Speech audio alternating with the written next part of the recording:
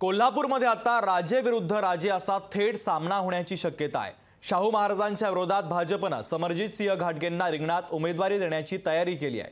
तर समरजित सिंहांनी तसे संकेत दिल्याने कोल्हापुरातील लढतीच्या संदर्भातली उत्सुकता मात्र वाढलेली आहे। पाहूयात।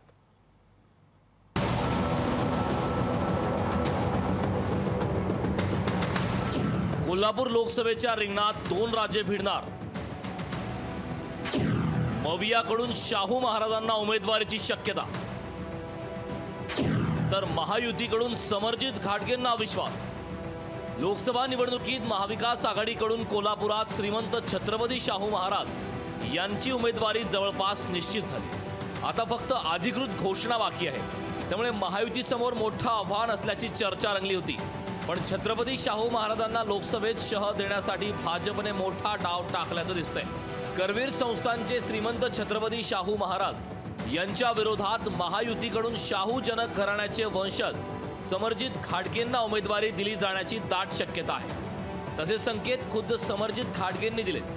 कोल्हापूरच्या उमेदवारीबाबत दिल्लीत निर्णय होईल, पण दिल्लीचं माझ्यावर जास्त प्रेम असं म्हणत समरजित घाटगेंनी कोल्हापूर लोकसभेवर आपली दावेदारी जाहीर केली। बार 400 पार हे नारा घेऊन आपण जातोय।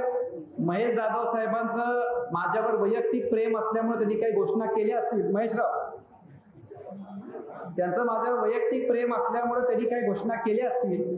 पण कसं आहे महेशराव, तुम्हीच मला शिकवले की पक्ष शिष्टाचार हा फार महत्वाचा। त्याच्यामुळे उमेदवारीबद्दल निर्णय दिल्ली घेणार, दिल्लीचा अधिकार आहे, त्यांचं माझ्यावर फार प्रेम आहे। मवियाकडून शाहू महाराजांसारखा तगडा उमेदवार लोकसभेच्या रिंगणात उतरल्यास महायुतीची दमछाक होण्याची शक्यता वर्तवली जात होती। कोल्हापूर लोकसभा मतदारसंघात शाहू महाराजांसमोर शिवसेनेचे विद्यमान खासदार संजय मंडलिक यांचा निभाव लागणार नाही याचा अंदाज महायुतीला आला असावा।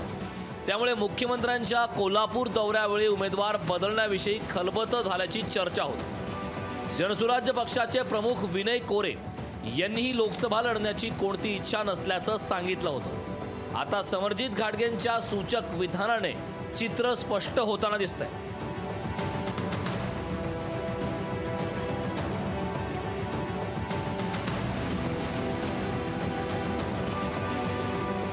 कोल्हापूर लोकसभा मतदारसंघात शाहू महाराज विरुद्ध समरजित घाटगे लढतीच्या शक्यतेमुळे ही जागा सध्या शिंदेंच्या शिवसेनेकडे असली तरी विद्यमान खासदार संजय मंडलिक यांचा पत्ता कट झाल्याचं बोललं जातं। त्यामुळे संजय मंडलिक नाराज होण्याची शक्यता आहे।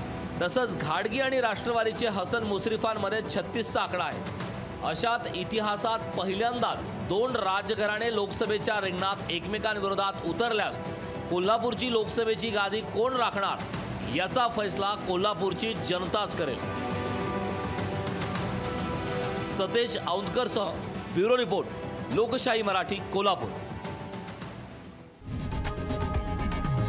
लोकशाही मराठी ऐका, पहा, जागरूक रहा।